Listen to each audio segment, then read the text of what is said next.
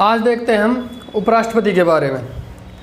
देखिए, जो सबसे पहले राष्ट्रपति पढ़ा था उसकी 4 वीडियो थी, लेकिन हम उपराष्ट्रपति को एक ही वीडियो में कंप्लीट करेंगे, क्योंकि जो उपराष्ट्रपति की जो सिंपल कंडीशन होती हैं जो राष्ट्रपति में भी लागू होती हैं वो राष्ट्रपति के टॉपिक में ही पढ़ा दिया है, इसमें पढ़ाने की कोई ज़रूरत नहीं पड़ेगी। तो चलिए स्टार्ट करते हैं उपराष्ट्रपति के बारे में। इसका बेसिक से लेकर और लास्ट तक तैयार करेंगे। देखिए, जो राष्ट्रपति पढ़ा था हमने 61 में महाभियोग और 62 में रिक्तता के बारे में। अब इसके बाद अनुच्छेद 63 से स्टार्ट करेंगे हम उपराष्ट्रपति के बारे में। देखिए, अनुच्छेद 63 से उपराष्ट्रपति का जो टॉपिक है उसमें स्टार्ट करेंगे अनुच्छेद 63 से। देखिए, अनुच्छेद 63 में क्या लिखा हुआ है कि भारत का एक उपराष्ट्रपति होगा, यानी कि उपराष्ट्रपति पद के बारे में किस अनुच्छेद में दिया हुआ है, तो अनुच्छेद 63 में दिया हुआ है। किसके बारे में? उपराष्ट्रपति के बारे में। देखिए, जो उपराष्ट्रपति है, ये चीज़ पता होनी चाहिए कि जो उपराष्ट्रपति है उसका जो पद है वो कहाँ से लिया गया है, तो वो लिया गया है यूएस से, अमेरिका से उपराष्ट्रपति का पद लिया गया है। और उपराष्ट्रपति का पद पहले नंबर पर, अगर वरीयता क्रम की बात करें तो पहले नंबर पर राष्ट्रपति और दूसरे नंबर पर उपराष्ट्रपति। तो दूसरा सर्वोच्च पद है उपराष्ट्रपति, और उपराष्ट्रपति का पद कहाँ से लिया गया है? अमेरिका से। अब यही एक छोटी सी बात है, अगर हम अमेरिका की राष्ट्रपति की बात करें उपराष्ट्रपति और कंपेयर करें किससे? इंडिया के उपराष्ट्रपति से, अगर तुलना करें कि भारत और अमेरिका के उपराष्ट्रपति में क्या अंतर है, तो याद रखना है कि इनमें कोई ज़्यादा बड़ा डिफरेंस नहीं है, लेकिन इनके कार्यकाल में थोड़ा अंतर है। और कार्यकाल में क्या अंतर है? जो भारत का राष्ट्रपति होता है, जो भारत का उपराष्ट्रपति होता है, वो अगर कार्यवाहक राष्ट्रपति के रूप में कार्य करेगा तो वो सिर्फ अधिकतम 6 माह तक कार्य कर सकता है, ये पता भी है। लेकिन यूएसए में अगर राष्ट्रपति की मृत्यु हो जाती है और उपराष्ट्रपति राष्ट्रपति के रूप में कार्य करता है, तब वो शेष अवधि जो पहला राष्ट्रपति है जिसकी मृत्यु हुई है उसका जो कार्यकाल बचा हुआ है उस पूरी अवधि के लिए ही चुना जाएगा, उस पूरी शेष अवधि के लिए। तो ये अंतर है कि भारत का जो राष्ट्रपति है उसमें क्या है कि अगर कार्यवाहक राष्ट्रपति राष्ट्रपति के रूप में कार्य करेगा तो केवल 6 माह तक रहेगा, लेकिन अमेरिका में जितनी अवधि उस पहले राष्ट्रपति की बची हुई है उस अवधि के लिए चुना जाएगा। ये अंतर है बस अमेरिका और भारत के उपराष्ट्रपति में। अब देखिए, ये अनुच्छेद 63 पढ़ा। अब अगर हम बात करें अनुच्छेद 64, देखिए अनुच्छेद 64 में क्या लिखा हुआ है कि जो भारत का उपराष्ट्रपति है वो राज्यसभा का क्या होता है? पदेन सभापति। राज्यसभा का सभापति कहें या उपराष्ट्रपति कहें, दोनों बात एक ही हैं। और ये अनुच्छेद 64 में लिखा हुआ है कि जो राज्यसभा का सभापति होता है वही होता है उपराष्ट्रपति। ठीक, अब जो राज्यसभा का सभापति है, ध्यान देने वाली बात है, जो राज्यसभा का सभापति है वो संसद का सदस्य नहीं होता। जो राज्यसभा का सभापति है वो संसद का सदस्य नहीं होता। तो इसका मतलब अगर वो संसद का सदस्य नहीं है तो उसे वोट देने का भी कोई अधिकार नहीं है। संसद सदस्य जो है, जो भी राज्यसभा का सदस्य होगा, वोट देने का अधिकार उसे होगा। तो अगर राज्यसभा का सभापति संसद का सदस्य नहीं है तो उसे वोट देने का भी अधिकार नहीं है। लेकिन अगर कंडीशन ऐसी होती है, राज्यसभा में किसी मुद्दे पर चुनाव होता है और दोनों तरफ 50-50% रहता है, कोई भी निष्कर्ष नहीं निकल कर आता है, तब वहाँ निर्णायक मत देने का जो अधिकार होता है वो होता है उपराष्ट्रपति को, या यूँ कहें राज्यसभा के सभापति को। तो ये सब लिखा हुआ है अनुच्छेद 64 में कि जो उपराष्ट्रपति है वो राज्यसभा का सभापति होता है। अब देखिए इसके बाद आगे बढ़ते हैं और अनुच्छेद देखते हैं 65। अनुच्छेद 65 में क्या लिखा हुआ है?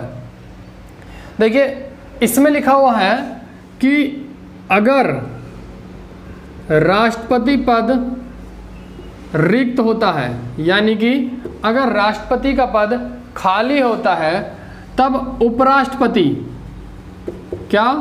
उपराष्ट्रपति राष्ट्रपति के रूप में, कार्यवाहक राष्ट्रपति के रूप में कितनी अवधि तक कार्य करेगा? केवल 6 माह। और इसके बाद 6 माह के अंदर अंदर चुनाव कराकर जो दूसरा नया राष्ट्रपति है वो पद ग्रहण करेगा। तो अनुच्छेद 65 में क्या लिखा हुआ है कि राष्ट्रपति की अनुपस्थिति में जो उपराष्ट्रपति है वो अधिकतम 6 माह तक पदावधि धारण कर सकता है। देखिए अनुच्छेद 66, अगर अनुच्छेद 66 पढ़े कि अनुच्छेद 66 में क्या लिखा हुआ है, तो इसमें लिखा हुआ है उपराष्ट्रपति का निर्वाचन या चुनाव। देखिए उपराष्ट्रपति का जो चुनाव है, याद रखना है, वो भी इसी तरीके से होता है जिस तरीके से राष्ट्रपति का चुनाव होता था। और राष्ट्रपति का चुनाव किस तरीके से होता था? अप्रत्यक्ष रूप से। किस तरीके से? अप्रत्यक्ष रूप से। और अप्रत्यक्ष रूप से कौन सी पद्धति अपनाई जाती थी? आनुपातिक प्रतिनिधित्व की एकल संक्रमण प्रणाली, एकल संक्रमणीय प्रणाली। ये इसके बारे में राष्ट्रपति का टॉपिक पढ़ाया था, तब बता दिया था क्या होती है ये प्रणाली। देखिए 66 में लिखा हुआ है उपराष्ट्रपति का निर्वाचन या चुनाव, वो इसी तरीके से होता है जिस तरीके से राष्ट्रपति का निर्वाचन होता है। ये अप्रत्यक्ष रूप से होता है और इसमें जो प्रणाली अपनाई जाती है वो अनुपातिक प्रतिनिधित्व की एकल संक्रमण प्रणाली अपनाई जाती है। इसके बारे में डिटेल राष्ट्रपति के टॉपिक में बता दिया है। अब देखिए ये कंडीशन है, लेकिन जो उपराष्ट्रपति का चुनाव है उसमें जो भाग लेते हैं उसके लिए एक मंडल होता है, निर्वाचन मंडल। उपराष्ट्रपति के लिए एक अलग से निर्वाचन मंडल का गठन किया जाता है। और इस निर्वाचन मंडल में होते कौन कौन हैं? याद रखना है, इस निर्वाचन मंडल में संसद के जो दोनों सदन हैं, कौन कौन से? लोकसभा और राज्यसभा, इनके मनोनीत और निर्वाचित दोनों सदस्य भाग लेते हैं। बस एक लाइन याद रखनी है कि जो निर्वाचन मंडल है उपराष्ट्रपति का, उसमें संसद के दोनों सदनों के निर्वाचित और मनोनीत सदस्य भाग लेते हैं। देखिए अगर हम राष्ट्रपति की बात करें तो राष्ट्रपति का जो निर्वाचन होता था, निर्वाचन मंडल, उसमें राज्यसभा, लोकसभा और विधानसभा के निर्वाचित सदस्य होते थे। लेकिन इसमें सिर्फ राज्यसभा और लोकसभा के सभी सदस्य होते हैं। इसमें एक बात याद करने वाली है कि विधानमंडल का कोई सदस्य भाग नहीं लेता है इसके चुनाव में। उपराष्ट्रपति के चुनाव में सिर्फ कौन कौन? लोकसभा और राज्यसभा के मनोनीत और निर्वाचित सदस्य भाग लेते हैं। तो ये बात याद रखनी है। अब देखिए अगर हम बात करें कि उपराष्ट्रपति पद के लिए योग्यता क्या होनी चाहिए, तो उपराष्ट्रपति पद के लिए क्या योग्यता होनी चाहिए? पहली कंडीशन तो ये कि वो भारत का नागरिक हो। दूसरी कंडीशन 35 वर्ष की आयु पूरी कर चुका हो। तीसरी कंडीशन राज्यसभा का सदस्य निर्वाचित होने की योग्यता रखता हो। और चौथी कंडीशन किसी भी लाभ के पद पर नहीं हो। और लाभ का पता आपको पता है, राष्ट्रपति, उपराष्ट्रपति और मंत्री और अन्य मंत्री जो होते हैं वो लाभ के पद के अंतर्गत नहीं आते हैं। तो ध्यान रखना है, उपराष्ट्रपति पद के लिए योग्यता भारत का नागरिक हो, 35 वर्ष की आयु पूरी कर चुका हो, राज्यसभा का सदस्य निर्वाचित होने के योग्य हो और किसी भी लाभ के पद पर ना हो। अब ये योग्यता तो कंपलसरी है, इनके साथ एक चीज़ और जोड़ी हुई है योग्यता में जो इम्पोर्टेंट है कि 20 तो होने चाहिए प्रस्तावक, 20 क्या होने चाहिए प्रस्तावक और 20 होने चाहिए अनुमोदक। और इसके साथ ही 15,000 रुपये RBI में जमानत राशि के रूप में जमा करने होंगे। और ये अगर 15,000 रुपये RBI में जमा किए हैं, इसमें ये भी बात याद रखनी है कि जो 15,000 रुपये हैं ये अगर 1/6 मत, टोटल मतों का 1/6 मत उम्मीदवार ने प्राप्त नहीं किया है तो ये जमानत राशि जो RBI में जमा की है 15,000 जब्त कर ली जाती है। तो ये सब कुछ याद रखना है। अनुच्छेद 66 में उपराष्ट्रपति का निर्वाचन या चुनाव किस तरीके से होता है। देखिए, राष्ट्रपति की तरह उपराष्ट्रपति का चुनाव होता है अप्रत्यक्ष रूप से अनुपातिक प्रतिनिधित्व के एकल संक्रमण प्रणाली द्वारा होता है। एक निर्वाचन मंडल होता है जिसमें संसद के दोनों सदनों, लोकसभा और राज्यसभा के मनोनीत और निर्वाचित सभी सदस्य भाग लेते हैं। और इसकी योग्यता में पढ़ा आपने कि भारत का नागरिक हो, 35 वर्ष की आयु पूरी कर चुका हो, राज्यसभा का सदस्य होने की योग्यता रखता हो और किसी भी लाभ के पद पर ना हो। और क्या चीज़ पढ़ी इसमें कि 20 प्रस्तावक भी हों और 20 अनुमोदक हों और 15,000 रुपये RBI में जमानत राशि के रूप में जमा किए हों। और एक चीज़ और बढ़ी कि अगर 1/6 कुल मतों का प्राप्त नहीं करता है तो उसकी जमानत राशि जब्त कर ली जाती है। तो ये था अनुच्छेद 66 के बारे में। अब देखिए, अगर इसके बाद अनुच्छेद 67 पढ़ें, उसमें क्या लिखा हुआ है। उसमें लिखा हुआ है कि अगर उपराष्ट्रपति का पद रिक्त होता है, क्या लिखा हुआ है उसमें कि अगर उपराष्ट्रपति का पद रिक्त होता है, कौन सा अनुच्छेद पढ़ रहे हैं 67। और 67 में क्या लिखा हुआ है कि अगर उपराष्ट्रपति का पद रिक्त होता है और किस तरीके से, पहले 67 में जो है उपराष्ट्रपति का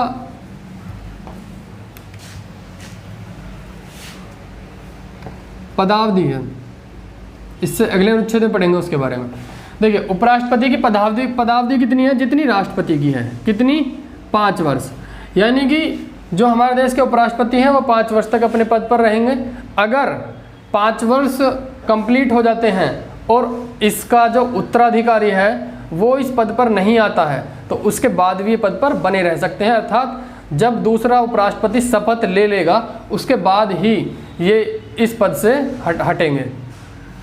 ये है अनुच्छेद 67 में उनकी पदावधि कितनी है, 5 वर्ष। बस इतना याद रखना है। और अब पढ़ते हैं अनुच्छेद 68 में क्या दिया हुआ है। देखिए, 68 में दिया हुआ है जो मैं भी बता रहा था कि अगर ये जो है उपराष्ट्रपति, प्रेसिडेंट, उनकी रिक्तता हो जाती है, यानी कि अगर उपराष्ट्रपति का पद अचानक से खाली हो जाता है तो उस कंडीशन में क्या होता है कि जो उपसभापति हैं वो कार्यवाहक उपराष्ट्रपति बनते हैं। और वो कार्यवाहक उपराष्ट्रपति कितने टाइम तक रहते हैं उसके बारे में दिया हुआ है। और जो चुनाव है इस बीच में वो कितने टाइम पर किया जाएगा वो भी इसी अनुच्छेद में दिया हुआ है, अनुच्छेद 68 में। तो देखिए, जो उपराष्ट्रपति का पद है अगर उसकी खाली होने की बात करें तो उसको खाली होने की क्या कंडीशन हो सकती हैं। देखिए, या तो 5 वर्ष पूरे हो गए हों तब उपराष्ट्रपति का पद खाली होगा, या उपराष्ट्रपति की पद पर मृत्यु हो गई हो, या फिर महाभियोग जैसी प्रक्रिया इस पर नहीं लगाई जाती, महाभियोग की तरह ही इस पर कोई अगर मुकदमा लगाया जाता है, यानी कि अगर चुनाव अवैध घोषित हो गए हों, या तो मृत्यु हो या 5 वर्ष हो या चुनाव अवैध घोषित हो गए हों या त्यागपत्र द्वारा या बर्खास्तगी, इन कंडीशन में पद खाली होता है। अब देखिए, अगर हम केवल 5 वर्ष की बात करें कि अगर 5 वर्ष की पूरी पदावधि हो गई उसकी और इसके बाद पद खाली होता है, तब चुनाव पहले ही करा लिए जाते हैं और जो नया उपराष्ट्रपति होता है वो शपथ ग्रहण करता है और ये जब तक इसका उत्तराधिकारी नहीं आ जाता है इस पद पर ही बना रहता है। तो 5 वर्ष अगर कंप्लीट होते हैं, अगर 5 वर्ष कंप्लीट होते हैं तो चुनाव पहले ही करा लिया जाता है और फिर नया उपराष्ट्रपति शपथ ग्रहण करता है और ये अपने पद से पहले वाला हट जाता है। इसमें तो सिंपल कंडीशन है। लेकिन अगर कंडीशन होती है कि अचानक से खाली हो जाता है, तो इस कंडीशन में क्या होगा? तो इस कंडीशन में याद रखना है, जो चुनाव है वो 6 माह में कराने होते हैं। चुनाव 6 माह में कराने होते हैं और जो भी उपराष्ट्रपति बनेगा व्यक्ति, वो सिर्फ अधिकतम अवधि उसकी कितनी है? 6 माह। कार्यवाहक उपराष्ट्रपति के रूप में जो भी व्यक्ति आएगा वो 6 माह तक अधिकतम रह सकता है, क्योंकि 6 माह में फिर चुनाव करा लिए जाएंगे। और जो नया उपराष्ट्रपति चुनकर आएगा, जो नया उपराष्ट्रपति चुनकर आएगा वो पूरे 5 वर्ष के लिए उपराष्ट्रपति के पद पर रहेगा। ये अनुच्छेद 68 में इस तरीके की बातें लिखी हुई हैं। देखिए, इसी में एक बात और याद रखनी है, ये अलग बता रहा हूँ नोट पॉइंट में अलग बिल्कुल, कि अगर उपराष्ट्रपति को अपने पद से हटाना है, अगर उपराष्ट्रपति को अपने पद से हटाना है तो उसको हटाने के लिए कोई महाभियोग की प्रक्रिया की जरूरत नहीं है। किसकी जरूरत नहीं है? जो महाभियोग है इसकी प्रक्रिया जैसी कोई जरूरत नहीं है। इसको हटाने के लिए क्या कंडीशन होनी चाहिए? जो राज्यसभा है उसका विशेष बहुमत, राज्यसभा का विशेष बहुमत, और जो लोकसभा है उसमें क्या होना चाहिए? प्रस्तावित, या जिसे बोलते हैं अनुमोदित। लोकसभा में अनुमोदन। तो मेन बात क्या है, अगर हमें उपराष्ट्रपति को पद से हटाना है तो राज्यसभा का विशेष बहुमत से वो प्रस्ताव पास होना चाहिए और लोकसभा भी इसका अनुमोदन कर दे, तब उपराष्ट्रपति को अपने पद से हटाया जा सकता है। लेकिन इसमें भी यही कंडीशन है कि अगर आप ऐसा कोई प्रस्ताव संसद में ला रहे हो तो 14 दिन पहले उपराष्ट्रपति को इस बारे में बताना होगा। 14 दिन पहले उसको ये बताना होगा, हम आपके खिलाफ इस तरीके से प्रस्ताव ला रहे हैं। तो राज्यसभा का विशेष बहुमत क्या है? याद रखना है, विशेष बहुमत का मतलब ये है कि राज्यसभा के संपूर्ण सदस्य इस पक्ष में हों कि हमें उपराष्ट्रपति को पद से हटाना है और इस पर सिग्नेचर कर दें, तो ये पूरा पास माना जाता है। तो ये बात याद रखनी है अनुच्छेद 68 में कि उसकी रिक्तता में क्या कंडीशन होगी, और महाभियोग के लिए या उसके हटाने के लिए कोई अलग से अनुच्छेद दिया हुआ नहीं है, ये बात याद रखनी है। अब देखिए अनुच्छेद 69 देखिए 69 में इसके शपथ के बारे में प्रावधान है। अब देखिए, जो उपराष्ट्रपति है वो शपथ किसके सम्मुख लेता है? तो वो शपथ लेता है राष्ट्रपति के सम्मुख। और अगर त्यागपत्र की बात करें तो त्यागपत्र भी वो राष्ट्रपति को देता है। उपराष्ट्रपति शपथ भी राष्ट्रपति के सम्मुख लेता है और त्यागपत्र भी राष्ट्रपति को ही सौंपता है। तो ये था अनुच्छेद 69। और अनुच्छेद 70 देखिए, ज़्यादा इम्पोर्टेंट है नहीं 70, लेकिन बस ऐसे याद रख लो कि इसमें लिखा है कि अन्य आकस्मिकताओं में राष्ट्रपति के कर्तव्यों का निर्वहन, यानी कि अगर कोई ऐसी इमरजेंसी देश में आती है जिसका संविधान में जिक्र नहीं किया है, तो ऐसी परिस्थिति में भी जो उपराष्ट्रपति है वो राष्ट्रपति के कर्तव्यों का निर्वहन करेगा या उपराष्ट्रपति कार्यवाहक राष्ट्रपति के रूप में कार्य करेगा। ये लिखा हुआ है अनुच्छेद 70 में। अब देखिए अनुच्छेद 71 की बात करें। अनुच्छेद 71 में लिखा हुआ है कि जितने भी उपराष्ट्रपति से संबंधित विवाद और उनसे जुड़े हुए मामले हैं वो सब सुप्रीम कोर्ट में सुने जाएंगे। तो सुप्रीम कोर्ट अगर ऐसा देखती है और उनके मामलों की जांच करती है और वो ऐसा पाती है कि जो चुनाव है वो अवैध हुए थे, तो उपराष्ट्रपति को अपने पद से हट जाना पड़ता है अगर चुनाव अवैध घोषित कर दिए सुप्रीम कोर्ट ने। लेकिन इसका मतलब ये नहीं कि अब तक जो उपराष्ट्रपति ने कार्य किए हैं अपने कार्यकाल के दौरान वो सब भी अवैध घोषित होंगे, नहीं, वो अवैध घोषित नहीं होंगे। जो उसने कार्य किए हैं वो वैध माने जाएंगे। ये अनुच्छेद 71 में लिखा हुआ है। अब देखिए जो सबसे इम्पोर्टेंट चीज़ है, अगर हम इनके वेतन की बात करें कि इनका वेतन क्या होता है, तो याद रखना है इनका जो वेतन है वो अनुच्छेद इनसे अलग दिया हुआ है। अनुच्छेद 97 में इनके वेतन के बारे में है। देखिए कौन से अनुच्छेद के बारे में दिया, कौन से अनुच्छेद में दिया हुआ है?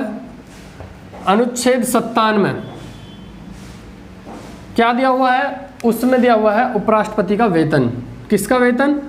उपराष्ट्रपति, उप प्रेसिडेंट लिख दिया है, का वेतन कितना होता है? देखिए उपराष्ट्रपति का अगर वेतन है तो 0, मतलब उपराष्ट्रपति का वेतन उपराष्ट्रपति के रूप में नहीं मिलता, बल्कि वो मिलता है उसे राज्यसभा के सभापति के रूप में।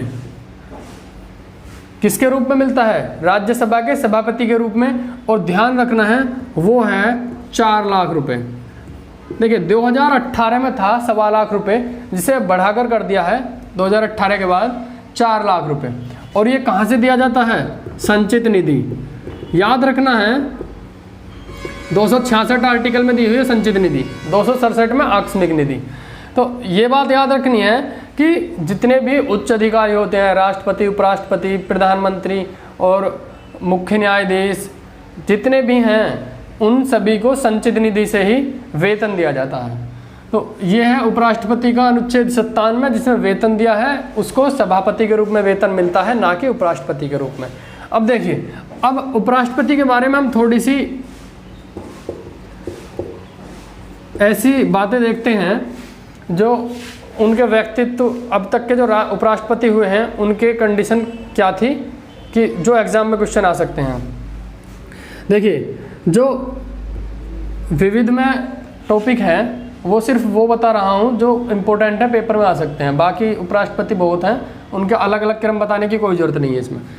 देखिए एक पहले उपराष्ट्रपति थे डॉक्टर सर्वपल्ली राधाकृष्णन,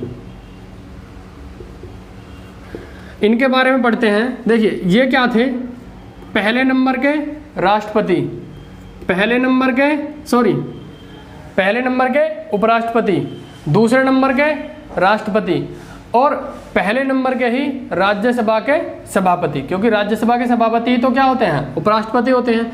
और इन्हीं के बारे में याद रखना है कि डॉक्टर सर्वपल्ली राधाकृष्णन भारत रत्न विजेता भी थे। तो डॉक्टर सर्वपल्ली राधाकृष्णन के बारे में क्या? 2 कार्यकाल तक भी रहे, लगातार 2 कार्यकाल तक रहने वाले पहले व्यक्ति थे, या पहले उपराष्ट्रपति जो लगातार 2 कार्यकाल तक रहे। अब अगर बात करें सबसे अधिक कार्यकाल, तो सबसे अधिक कार्यकाल भी किसका था? डॉक्टर सर्वपल्ली राधाकृष्णन का। 2 कार्यकाल किसके थे? पहले व्यक्ति जिनके 2 कार्यकाल थे उपराष्ट्रपति पद पर, डॉक्टर सर्वपल्ली राधाकृष्णन। अब देखिए ये तो है डॉक्टर सर्वपल्ली राधाकृष्णन जो सबसे अधिक कार्यकाल तक रहे और 2 कार्यकाल तक रहे। अगर बात करें सबसे कम कार्यकाल किसका था, तो याद रखना है वीवी गिरी। वीवी गिरी का जो कार्यकाल था वो सबसे कम था, और राधाकृष्णन का, डॉक्टर सर्वपल्ली राधाकृष्णन का जो कार्यकाल था वो सबसे अधिक था। और 2 कार्यकाल में रहने वाले पहले व्यक्ति तो थे डॉक्टर सर्वपल्ली राधाकृष्णन। और अगर हम दूसरे व्यक्ति की बात करें जो 2 कार्यकाल तक रहे थे, तो वो आपने पढ़ा भी होगा, मोहम्मद हामिद अंसारी। मोहम्मद हामिद अंसारी ऐसे उपराष्ट्रपति हैं जो लगातार 2 कार्यकाल तक रहे हैं। और डॉक्टर सर्वपल्ली राधाकृष्णन के बाद ये दूसरे ऐसे राष्ट्रपति हैं जो लगातार 2 कार्यकाल तक उपराष्ट्रपति के पद पर रहे हैं। अब इसके बाद देखिए, अगर हम अगले पॉइंट पर चलें, तो ऐसे कौन से उपराष्ट्रपति हैं जिनकी पद पर रहते हुए मृत्यु हुई? ऐसे उपराष्ट्रपति जिनकी पद पर रहते हुए मृत्यु हुई, तो याद रखना है कृष्णकांत। कृष्णकांत ऐसे उपराष्ट्रपति हैं जिनकी पद पर रहते हुए मृत्यु हुई। अब देखिए, अगर हम बात करें ऐसे कौन से उपराष्ट्रपति हैं जो मुख्य न्यायाधीश थे और फिर राष्ट्रपति भी बने, तो ऐसे कौन से थे जो मुख्य न्यायाधीश थे और फिर राष्ट्रपति भी बने? तो आपने सुना होगा एम हिदायतुल्ला। एम हिदायतुल्ला ये सुप्रीम कोर्ट के मुख्य न्यायाधीश थे जो पहले राष्ट्रपति बने, फिर उपराष्ट्रपति बने, फिर राष्ट्रपति बने। अब देखिए, इसके बाद अगर हम देखें कि सबसे ज़्यादा कार्यकाल था राधा कृष्णन का, सबसे कम था वीवी गिरी का, दूसरे नंबर पर सबसे 2 कार्यकाल तक रहने वाले हामिद अंसारी, पद पर रहते हुए मृत्यु कृष्णकांत की, मुख्य न्यायाधीश थे जो राष्ट्रपति बने और उपराष्ट्रपति बने एम हिदायतुल्ला। अब देखिए, एक कंडीशन, जब आप राष्ट्रपति पढ़ रहे थे तो आपने ऐसे 2 राष्ट्रपति पढ़े थे जिनकी पद पर रहते हुए मृत्यु हुई थी। तो जब मृत्यु हुई थी तो उस टाइम पर कार्यवाहक राष्ट्रपति के रूप में किसने पदभार संभाला था, वो देखिए। अब देखते हैं, जाकिर हुसैन जो राष्ट्रपति थे और पद पर रहते हुए मृत्यु हुई थी, और एक थे फ़खरुद्दीन अली अहमद। फ़खरुद्दीन अली अहमद पद पर रहते हुए मृत्यु। जब जाकिर हुसैन की मृत्यु हुई थी तो उस टाइम पर याद रखना है कार्यवाहक राष्ट्रपति थे वीवी गिरी, और फ़खरुद्दीन अली अहमद की जब मृत्यु हुई थी तो उस टाइम पर बीडी जत्ती, कौन? बीडी जत्ती कार्यवाहक राष्ट्रपति के रूप में थे। तो ये सभी था उपराष्ट्रपति के बारे में। उम्मीद करता हूँ समझ में आ गया होगा। अब देखिए, इससे अगली जो वीडियो है उसमें हम प्रधानमंत्री, मंत्रिपरिषद, इनके बारे में चर्चा करेंगे। तब तक के लिए धन्यवाद।